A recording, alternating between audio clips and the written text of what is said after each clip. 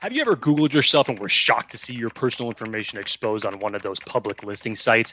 Data brokers are making a fortune selling your information to robocallers, spammers, and others who want to learn more about you, like where you live. We've been trying to reach you concerning your car's extended warranty. That's why I'm excited to tell you about today's sponsor, Aura. Aura can identify data brokers exposing your info and submit opt-out requests on your behalf. And brokers everywhere are legally required to remove your info if you ask them to, but they make it super hard to do. So let Aura handle that for you. You could try Aura for up to 2 weeks using this link that we're going to put up here on the screen. Aura also does so much more to protect you and your family from online threats that you cannot see. So make sure to check out aura.com/Chargers Unleashed to get a 14-day free trial and see if your personal information has been leaked online. This is your Chargers linebacker, Deion Henley, and you're tuning in with Chargers Unleashed. Welcome to another edition of Chargers Unleashed. Jake Hefner and Dan Wolkenstein here with you from the LAFB Network. Today's show, of course, is being brought to you by BetOnline, Aura Athletic Greens, and Rock Solid Sports Memorabilia. If this is your first time tuning into the show, make sure you hit that like and subscribe button on YouTube. You can also follow us on Facebook, Twitter, Instagram, Spotify, and Apple Podcasts. Dan Wolkenstein, you seemed very inquisitive. You had that just curious look on your face as I was opening up the show, and I know what you're doing just in terms of getting ready for this one, because I know we've done our spotlights on certain positions. Obviously, we've done the wide receivers, we've done the secondary, we've done the interior defensive line, and now today I almost feel like it's kind of like the forgotten position a little bit, because nothing really changed between 2022 and 2023 as it relates to this direct group. A lot of people who predicted that the Chargers would invest in this position, whether it be free agency or the draft, that it did not happen. And we're talking about the tight ends in this circumstance. So Dan and I are going to break down the tight end group. I know as we're inching closely to training camp, we're about just over 2 weeks away now, and wanted to talk about this group because I think this is actually going to be maybe even right now, it's an underrated group as it stands, but think about Kellen Moore and how he is going to utilize this group specifically. If you think about the way he did it in Dallas, think about how he's going to utilize this group of tight ends. But before we get into it, Dan Wolkenstein, obviously, as always, how are you, sir? I'm good. I'm looking forward to this one. You hear a lot of people talking about tight ends for this Chargers team and the possible kind of slim pickings, if you will, in terms of the roster and the depth of that position, and could they have gone in the direction of tight end in the draft, and what their expectations are given how Dallas Schultz did in Dallas. Dalton Schultz, excuse me. Dallas Schultz. That should have been Dallas Schultz. But I want to kind of temper people's expectations of what's the thing they did in Dallas. Like, you've heard Kellen Moore talk a lot about, he tailors this team or the play calling to the team and to the roster. And so the Chargers roster is different and has some different strengths and weaknesses on offense than he had in Dallas. So while we're talking about this tight end group, it's not fair to just say, oh, look what he did in Dallas, therefore that's what he's going to do in LA. I think you got to kind of pay attention to the roster, strength and weaknesses by position, and then you can kind of go forward, which is what we're going to try to do here with the tight end position. Jake, before we go further, over or under? Got to pick Bills. Over or under? 0.5. Okay, I'm going to go 0.5 tight end UDFAs that make the 53-man roster. Under. Respectfully. Under. With all due respect. Under. Yes. Hashtag preview. Okay, let's pay the bills. Yes. So want to just remind everybody real quick that BetOnline remains your number one source for all of your sports betting needs this season. Always the fastest and easiest way to get all of your betting info, including live betting options and your favorite casino and card games to play right from your very own home. All you have to do to get into the action is head on over to the website betonline.ag or use your mobile device to join. And be sure to use that promo code BELIEVE, that's BLEAV, to receive your rewards. BetOnline, where the game starts. So, Jake, tight end position focus. I will give you the keys to this Ferrari today. How would you like to kick this one off? I mean, we could basically just go through because, again, nothing from this tight end group has changed between last year and this year. The Chargers brought back, obviously, the same big four for this tight end group that I would expect to ultimately make the 53-man roster as we head into the season. I think they will keep all four in Gerald Everett, Donald Parham, Trey McKitty, and Stone Smart in this circumstance. And who knows, between now and the beginning of the season, they may actually add another player to this tight end group, depending on who becomes available, because it just, especially from a blocking standpoint, it just seems like that is one thing that is just glaring with this team as far as what it needs to help them out in a multitude of different ways. Trey McKitty obviously has not risen in that fact, and that was one of the main reasons that we all felt that the Chargers had drafted him 2 seasons ago. Donald Parham, I would say, is probably your best blocker that you've had on this team. And unfortunately, he has succumbed to numerous injuries over the last couple of seasons. But let's just look at this from this circumstance that this has been the last 2 years of Joe Lombardi, and now we're transitioning to Kellen Moore in this offense. And I did a short about this, Dan, this past Sunday, and talking about this. And, let's just start off with Gerald Everett. And if you look at the stats for him, is he up there with the top tight ends in the league? No, but he had a career high in reception yards, in receptions themselves, 55 and 555. So apparently he likes the number 5 receiving yards last season. I thought he came in big, especially, in the Jacksonville game late in the season, obviously when there was really nothing going on for the Chargers offense. And when someone had to step up, even at a loss, I felt like he did. And Dan, check this out. He was only second to Austin Eckler in red zone targets. You think of, obviously Keenan Allen wasn't there for bulk of the season. They weren't going to Mike Williams. They weren't going to, obviously Keenan Allen. They weren't going to anybody else. Gerald Everett became essentially the number 2 targeted option for the Chargers in the red zone last year. And it was just a damn shame that Donald Parham was not healthy for a bulk of last season, because I would have loved to see the 2 tight end sets in this offense that we have just been clamoring for to see produce and create these type of mismatches. And Gerald Everett, I think just recently, I can't remember who it was that put out a piece on it, but as far as like the most underrated Charger possibly on the roster, or like the least talked about player on this roster, or overlooked, if you will, and Gerald Everett was the guy that they had selected for this. And I really think, you look at this, and in this type of an offense and establishment, if you just take over from what Kellen Moore was able to do with Dalton Schultz, who just a year ago, Dalton Schultz was the number 1 rated red zone target for the Dallas Cowboys. That was above CeeDee Lamb. That was above any other wide receivers. That was above any other running backs that they had. And just the year before that, I think he was number 3. Maybe number 3 or number 4, but still, he was targeted a good amount of the time. And Kellen Moore had a plan for Dalton Schultz. I think Kellen Moore... For reference, sorry, I didn't mean to cut you off. For reference, just to put that in perspective, 2021, again, 2 years ago, second most targets on the entire Dallas Cowboys team. Thank you. With 104, behind CeeDee Lamb with 120. You're just talking total targets. Yes. That in and of itself is pretty damn incredible. And that's 2 years ago with a roster of CeeDee Lamb, Amari Cooper, and a lot of the other receivers that are part of that group. If we're just pigeonholing this into the red zone, because obviously the Chargers have such a plethora of weapons this season. And I feel like this is another opportunity that while Gerald Everett hit career highs for himself last year, I think this is a great opportunity to see him get another bump in both of those. Maybe more specifically as far as touchdowns goes.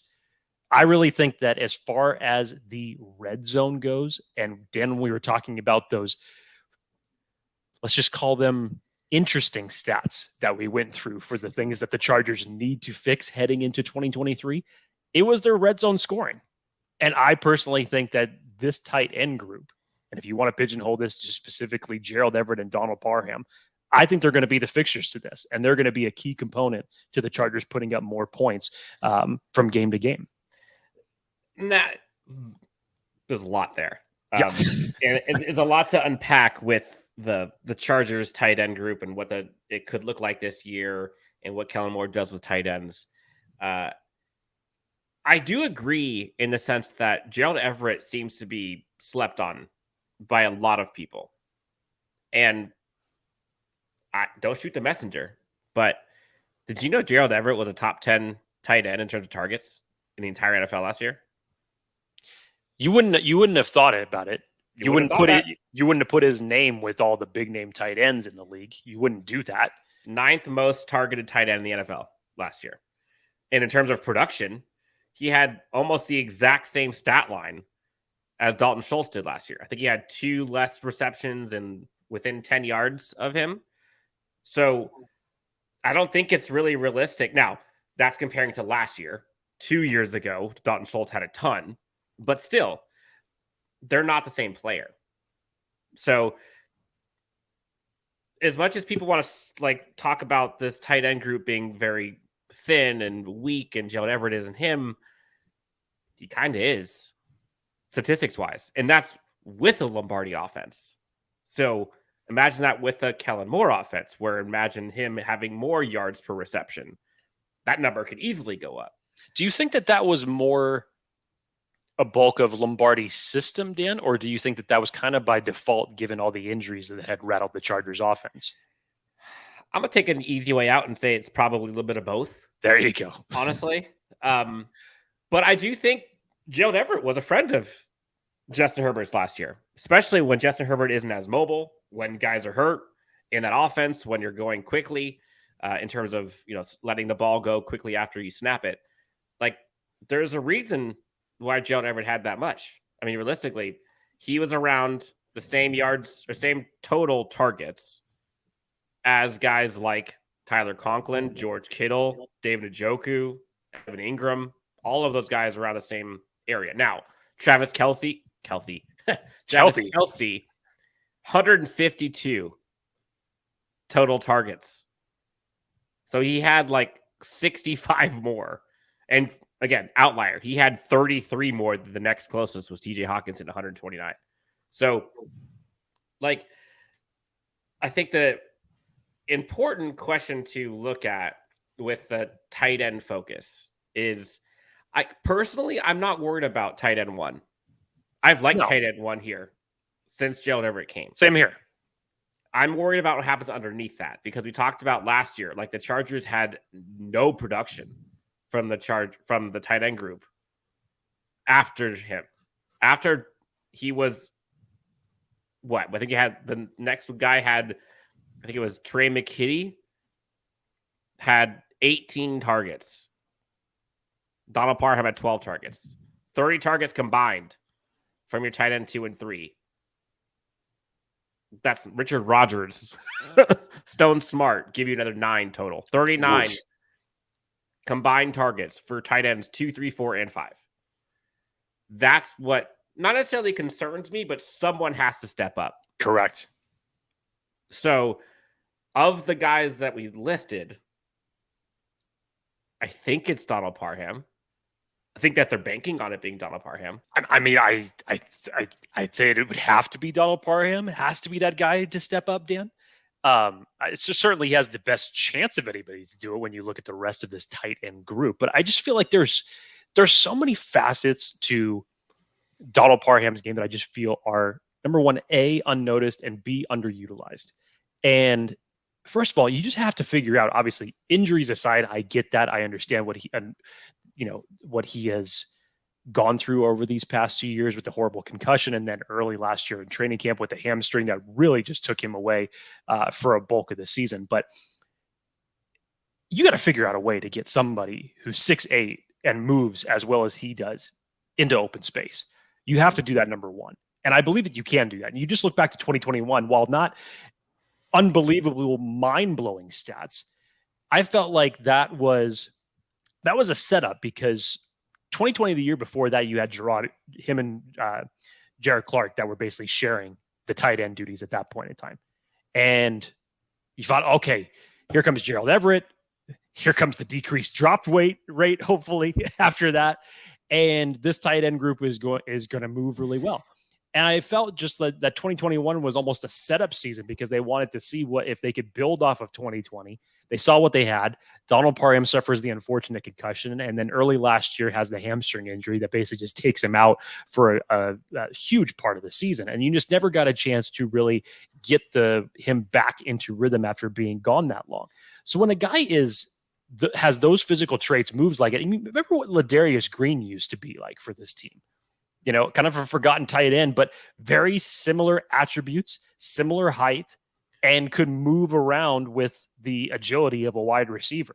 I think there's still a lot to unlock with Donald Parham. But Dan, the other aspect of this is that Donald Parham is probably this team's best, or excuse me, this tight end group's best blocker right now. And again, he wasn't here for a bulk of this season last year, which the Chargers missed immensely, not virtually having their best blocking tight end on this team because Trey McKitty still has not stepped up into that role. Gerald Everett is not known for some of his blocking attributes. So Donald Parham just brings so much to this tight end group. I was very happy that the Chargers ended up bringing him back. I felt like they needed to, and especially in a Kellen Moore led offense, when you have two receiving threats and guys that you could take huge advantage of with Gerald Everett and Donald Parham. I mean, Parham has to be the guy to step up. And this may be primed for him in Kellen Moore's system. Yeah. I mean, like you think about the red zone specifically, and you kind of talked about Gerald Everett getting targeted a lot. Like he had more targets in the red zone, or excuse me, he had more reception in the red zone than Dalton Schultz had last year. Dalton Schultz, 8 receptions on 16 targets. Gerald Everett, 9 receptions on 16 targets. Schultz had the 5 touchdowns. Everett had 3. But for the Chargers, the red zone should look different if you're able to get something out of Donald Parham as tight end 2, specifically in the red zone. And as far as, Kellen Moore playing to his team's strengths in terms of play calling and positioning and all that, that's a strength that most teams would love to have, where they can have a guy who's 6'8", then you've got 2 receivers who are 6'3", 6'4 plus. Gerald Everett can be anywhere. Keenan Allen can be anywhere. Austin Eckler, Justin Herbert, offensive line like that. Like, that's a dream for most coordinators, especially in the red zone. Now, can they get creative? That's where we're going to hope to see Kellen Moore kind of insert that dominance. But we talk about health all the time with this team. Like, that's what Donald Parham needs, is he just has to be healthy and stay healthy. So in terms of like roles for this tight end position on this team, like if we were to kind of stack rank like the importance of that group, tight end group versus running back group versus receiver group versus offensive line, quarterback, all that stuff. Like, how important is it? Like, where would you put, like, what would you put below it in terms of importance? There's a reason I'm asking this, but like, I'm curious what your thoughts are here. I mean, there's a variety of ways you could go with this, because obviously everybody would probably say that your strongest group right now as it stands would be your wide receiver group. I don't think that there's any argument in that as far as your weapons goes. Running backs, it may be almost a tie with the importance of this, because you obviously need to improve the running game, but we've seen what Austin Eckler can do for you. Still waiting to see what Isaiah Spiller is going to bring. What is this tight end group? There's still a lot of question marks surrounding it. And the interesting thing that you said there, Dan, is because remember, once again, we were all expecting this team to add a tight end at some point to strengthen it, even after bringing Donald Parham back. And Brandon Staley, remember, was asked about it, and he basically said it was fair to say that it was definitely a deep tight end class, talking about the draft. And he said the way that the board fell, the timing wasn't right for us. You can't get everything that you want. So they were obviously hinting that they were targeting a tight end at some point, but the board didn't fall their way. So is it still a position that we're looking at here to say that there is still a chance that they could look to strengthen this. In my opinion, I think they should. I think they should. As much as I love what Gerald Everett and Donald Parham could be in this type of offense, I think you're still looking for somebody else who can contribute to the run game and not solely rely on one person who's not even out there as a full-time starter. And when you have Trey McKitty, who is not producing for you in that circumstance as of yet, and Stone Smart is still more of your athletic, pass catching tight end, not a blocker, you need someone to reinforce that group in that type of way. So, and again, we're talking about blocking and all these other types of things. Those are going to in turn help the running game. So however you want to look about this, I think this tight end group, just in general, not necessarily isolating one person, because I loved what Gerald Everett contributed to this team last year. This group in general needs to step up. And yes, it may, as far as your level of importance, it may just be right below the running game. But I feel like these two in a certain circumstance kind of go hand in hand because one is going to help the other. Yeah. There's a few different ways to slice it. And, I think it's important to kind of look at roles for this tight end group and like who does what. Like, I think in terms of like playmaker, I think that's Gerald Everett. I think Donald Parham gives you kind of that mismatch element in red zone. And I think his depth per reception or depth per yardage before he catches, I think is amongst the top 10 in the NFL. It's the blocking one that kind of seeps into this running game and how they fix that and the offensive line and Eckler and who's going to be RB2. Like all of that, I think is the piece that I'm concerned about. Who is going to help the run game? And, I think Gerald Everett, is serviceable while not his strong suit. Like he does enough, but like if they have a need to have it 3rd and 1, 4th and 1, and they're running it, who's going to be the tight end in there that you're going to feel comfortable with, that you want to run behind? I mean, as it stands right now, there's one and he's not even in the starter. If you're asking me. Or is it we're just not going to trust that? We're just not going to have that as a tight end and roll with it.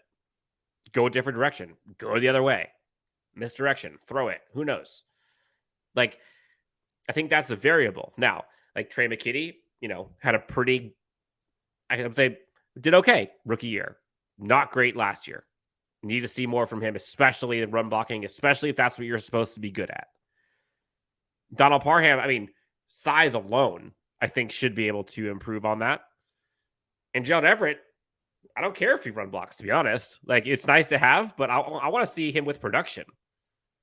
So, in terms of like importance, I think if Donald Parham can get a bump up in production and Gerald Everett, honestly, stays as is.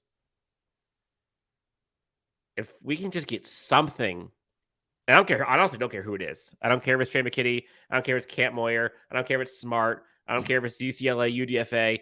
I don't care. But someone that can run block, I think they'll be fine. Gerald Everett, you saw his yards after catch. Like he could do that. Donald Parham, you saw him streak down the field in the corner. Like, I wish he could fall better, but that's a different story for a different day. Do you think there's a possibility the Chargers get another tight end still? I do. I know we've all been kind of just waiting on if the Chargers are going to end up, because if I'm correct, I still think that there's one spot available still on their roster, and who knows what could obviously happen between now and September when we gear up for the regular season. But everybody's been talking about, it's like, oh, is the John Johnson signing close with all of the tweets that have been put out with him working out with Morgan Fox and some of the other Chargers. So who knows? Maybe it'll go to that. But I just would assume, Dan, that you hear some of the again. I'm going off of some of these quotes that Brandon Staley had said about this tight end group in the end of the last season, because it's a little bit of a dynamic between it. The one I just read, as far as them looking to invest in a tight end in the draft, and then just in a different quote, he basically just says that he likes the depth that this tight end group has. This tight end room is very rare, that he says, because they're part of every aspect of the game in terms of running the ball, being next to the O lineman, protections, anything of that sort. But you look at some of the quotes, and specifically ones that he said about Donald Parham, and I kind of touched on this a little bit. He basically just said that he did not get a chance to show himself last year, but we think that that guy is a weapon.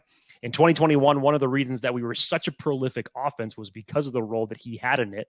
We're excited to get him back. And this is after they had signed him back to his new tier deal. This is after the draft, obviously. And then you look at some of the quotes that I kind of feel bad saying this, because he has one sentence in regards to Trey McKitty. Basically says, we have to get him back rolling, but we have confidence in him. And that's it. So we really need it. We hope he can do it. We think yes. So I think if you're looking for anybody that could be possibly replaced, let's say, respectfully, this may be one, because in terms of the reasons that the Chargers had drafted Trey McKitty in the first place was because, a lot of people at the time said that when he was drafted, he was underutilized as a wide receiver in his college offense, and he was known more for his blocking attributes. And while that may be the case, he just hasn't been able to show anything in that regard at the next level in the NFL. I think everybody that remembers from last season is, I can't remember what game it is, Dan, check me on this, but it was the one pass that Herbert throws, and literally there are 4 defenders that are at least 10 yards around him, and it's just wide open right there for him to catch it, and it just goes right off the fingertips. I think that's what everybody remembers. I think that was like an opening drive coming out of the second half. It was something like that. Again, check me on the game. I can't remember what game it was. I just remembered the actual play. But yeah, it was just like a total deflating moment where it was going to be, 25 yards down the field for a great drive, and all for nothing. That was it. I think that's what everybody kind of pigeonholes the 2022 season around Trey McKitty for. So it's to your point, Dan. Do the Chargers still add a tight end? I think regardless of whether Trey McKitty is part of this roster or not this season, I still think the answer is yes, because you have to find someone that you can rely on, that can be consistent in that department. It doesn't have to be one of these pass-catching tight ends. You just need someone to block. And I know that that's a very just weird thing to say as far as utilizing a roster spot, but you have to have it. I think one thing, and we haven't really heard much about this, and I think this is a really important point. I think one thing that is glaringly missing from this tight end group is kind of like the big play, so to speak. Like, I'm not talking about receptions. I'm not talking about yard. Like, I'm talking about like per reception, or like how many 20+ yard plays can you get? Like game-changing plays, right? So some of the best teams in the NFL, I'm talking the Chiefs, the Niners, the Eagles. You can go to the Giants with Darren Waller, I guess technically tight end for the Raiders last year, Darren Waller, Dawson Knox, all these guys, like big plays. 20+ yards. Travis Kelce has 19 of them. George Kittle, 12 of them. Dallas Goedert, 11 of them. Evan Ingram, 10 of them for the Jaguars. Hunter Henry, 10 of them. Pratt Freiermuth, 9 of them. You got to scroll all the way down. And you know how many Jalen Everett has? 4. And remind me, this is for what statistic you're covering here? 20+ yard plays. Reception of 20+ yards. He has 4. Now, that basically means Kelce is one away from having 5 times as many 20+ yard catches as him. Now, is it fair to compare him to Travis Kelce? No. But no. George Kittle has 3 times as many. Dallas Goedert has almost 3 times as many. Evan Ingram, Hunter Henry each have 2.5 times as many. I would probably say that those two should be what Gerald, that in the company that Gerald Everett should be, between Evan Ingram and Hunter Henry. I think that's a fair comparison to say. Now, I think what the Chargers are hoping for, and again, I don't know this is just how I would look at it. I was looking at the Chargers and what they have. Okay. Donald Parham last year, again, unhealthy, but when he played, 10 receptions, 130 yards, 13-yard average. Compare that to Gerald Everett, had a 9.6 yard average. Now, 1.7 in terms of the receptions per game. Okay, so he had barely any. But Donald Parham, even with that little amount of targets, still, I think has, I know he had a 24-yard reception, but his average was like 13 plus. I think that's the tight end. I think if they could get Donald Parham, who had 2 big plays in those 10 receptions, 20% of his receptions were 20 yards or more. So I was just extrapolating this out. So let's just say Donald Parham had the same production as Gerald Everett, essentially meaning Gerald Everett had 58 receptions, Donald Parham had 10. So let's just say 6 times, roughly. If you multiply that by 6, Gerald Everett versus Donald Parham would have 12 20-plus yard receptions. 3 times as many as Gerald Everett. Now, is that realistic to see? No, probably not. But, like, get him up to 5, 6, 7. And Gerald Everett can be up at, 5, 6, 7. Now you're cooking. I think Donald Parham is the guy that they're looking for to have that downfield explosiveness at the tight end position. And I would imagine that, ideally, a couple of years ago, last year, but more so this year with Kellen Moore, who that's kind of what his claim to fame is throwing that ish down the field. That's the guy who I think you're going to see, again, if he can stay healthy, the biggest bump in this room. And specifically on those big plays. Watch that number. I predict you'll see more big plays from Donald Parham, 20 yards or more, than you will Gerald Everett, regardless of how many receptions either one has.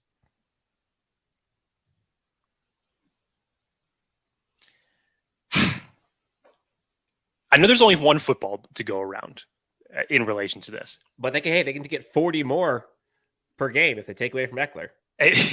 Yes, which you made a great point of in our last show, talking about that. Just in general, though, to get to those numbers, that would be ideal, Dan. I think just in general, to get more production out of this tight end group that you just essentially haven't seen in, and we're not just talking about by tight end one here. We're talking about just like as a group, because you've got weapons on this team that you can utilize. You obviously can extrapolate, or you can examine how tight ends produce for you as blockers. You can grab data from that. As just a group, and that's why I feel like that nobody's talking about them that much, because it's like, okay, ho-hum, it's the same group as last year. Fingers crossed that they'll end up producing more for us. I think that obviously the priorities, I would say, from investing in this tight end group, as it was kind of hinted at before the draft, didn't obviously come to a fruition, but more so, I think that that's the idea that Brandon Staley and now Kellen Moore are going to have to make this group more productive. And in truth, you have to. You really have to. It can't just be the wide receivers or the running backs that are making plays for me. You got to get more out of this group to become more of a versatile offense. Yeah. So I think we've talked about kind of where the production increase can come from. We've kind of talked about where we hope to see the run blocking kind of come from. I think the other thing that I think reared its ugly head at times last year were drops. And need I remind you, Jake, there were 0 tight ends who had more drops than Gerald Everett last year. 0.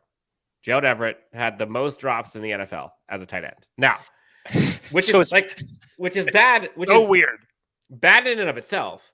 But when you consider he has more than Travis Kelce, when Travis Kelce has 50 more receptions than him, 52 to be exact, that's where that number gets glaring. Now, look, like Dalton Schultz, in the same kind of realm in terms of production that he had, 3 less drops. He had 6. Now, of course, as you have more volume of targets, you're going to have more drops. So like Travis Kelce was second in the NFL in drops with 8. But again, he had so many more targets than anybody else. Mark Andrews was 3rd. TJ Hawkinson was 4th. Dallas Schultz was 6th.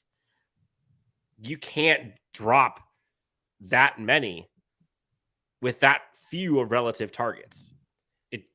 That has to get fixed. How is it that the Chargers went from Gerald Cook to watching all those drops to then Gerald Everett, and almost, at least if you pigeonhole it to this stat, how is it the Chargers have had that in the same position group for 2 consecutive seasons, essentially? I don't know, but I'll answer your question with a question. So you've heard some people whisper about like maybe that's the quarterback's problem. Do you put any blame of those drops on Justin Herbert? Like, does he need to put some more air under it? Does he need to throw it a little lighter? Like, is that a thing? Like, do you have any feelings one way or another of if you think does that impact it? Should it impact it? I mean, that kind of goes back to the whole heydays of, like the quarterbacks from the 80s that they said, oh, the quarterback didn't have touch. He just throws it like a cannon and he throws it too hard. Or like Brett Favre. Right. And none of these dudes can catch it.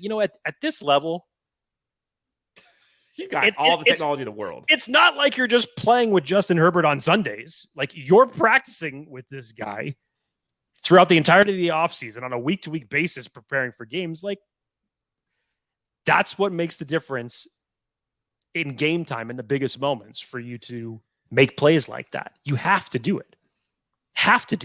So it's a weird little anomaly there that you go from Gerard Clark, who's on this team. I keep wanting to, for some reason. Gerard Clark, Dallas Schultz. Yeah. For some reason, I keep mixing these two names up. Jared Cook, not Gerard Clark. Excuse me. I mean, what are you talking about? How you go from Cook to Everett in the drop category. And it's just weird how both being tight ends that they were tops essentially, virtually, and in terms of drops for those 2 years in 2021 and 2022.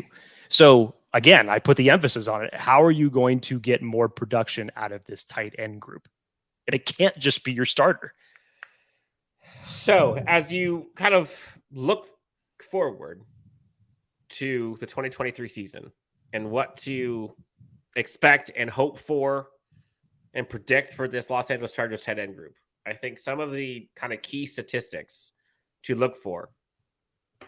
How many drops does this team have from the tight end position?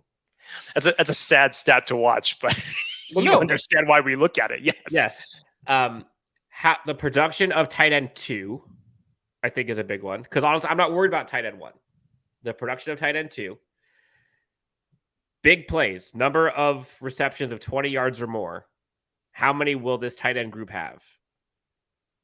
I think that's a big one. That's a big one. And then, Dan, how about how many times are they going to operate out of 12 personnel? Because the Chargers ranked 20th in the league in doing that last year at 18%, running 12%. Do you have Dallas in front of you? Where were they at? I don't have Dallas in front of me in particular, but I would assume the way that Dalton Schultz was getting targets last year, that would be significantly higher. But again, you would expect Kellen Moore to improve on that stat a little bit.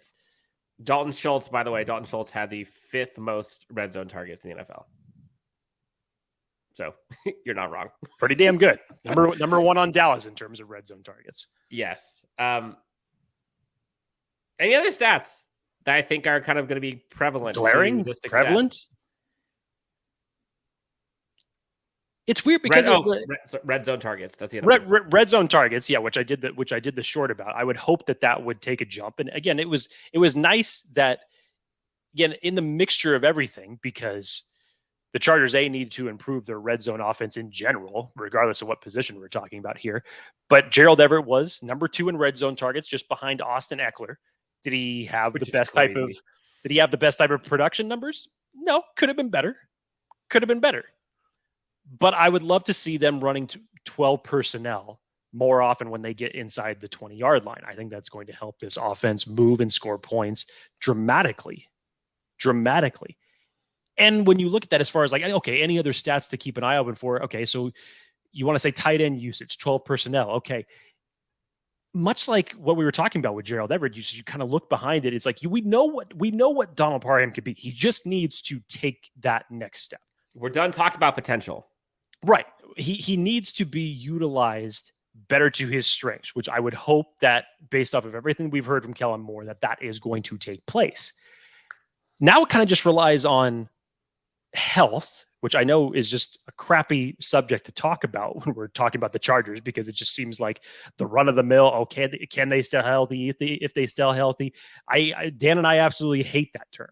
Hate talking about that term. It's cliche at this point. It's a pun. It's just a bad joke at this point in time. And then Trey McKitty is a lot of question marks around him, and as far as what he is going to be. So there is just this unknown factor behind Gerald Everett, and can the rest of this group step up? And so it's I don't think it's stats, Dan. I think it's more just this is the group that really needs to pick up the slack in terms of the offensive skill players. Yes, but I think what I think is important for folks to look at is what will be indicative of this tight end group's success from a stats perspective. So from a stats perspective, is their red zone target numbers better than 2022? Will they have less or more drops than 2022? Will tight end 2 be more productive? How many big plays of 20 yards plus will they have? Those, I think, are like kind of the big picture stats that will tell the story best of how good this tight end group was in 2023. Because you could talk about the eye test, you could talk about all that kind of stuff. Like, yes, stats can lie, but those stats don't lie. You can't have 9 drops when you're getting 52 less receptions than the guy who has second most. No, you just can't. I think stats that would be indicative, Dan, as far as seeing it as a positive, yes, I would take your plays of 20 yards or more definitely as a barometer to measure. If Gerald Everett's red zone targets drop, but those targets are then being transferred to Donald Parham, and you're seeing more of a balanced usage between them in the red zone, that's production to me. Mm-hmm. That's what I like to see. That is this 12 personnel that we have been waiting to execute in this offense for years now. It doesn't even have to be 12 personnel. Just put Everett out there. Sure. But again, even if we were to still say that his red zone, just put Parham out there. Yes. I'm all over the place today. I'm sorry. Balanced as far as the tight end usage in the red zone. And I know we have talked about this wide receiver group and how lethal it could be, and the best weapons that Justin Herbert has had, in the 4 years that he has been with this team now. But it's like untapped potential at this particular position that I think Kellen Moore can take advantage of.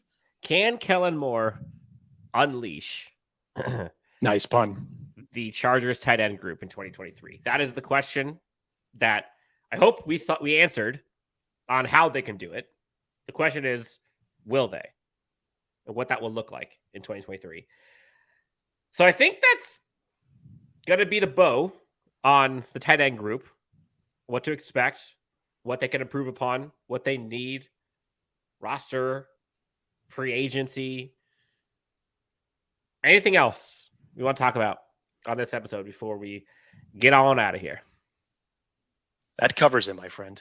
Sweet. Well, this has been fun. For Jake, I'm Dan. Chargers Unleashed. We'll talk to you guys next time on Chargers Unleashed.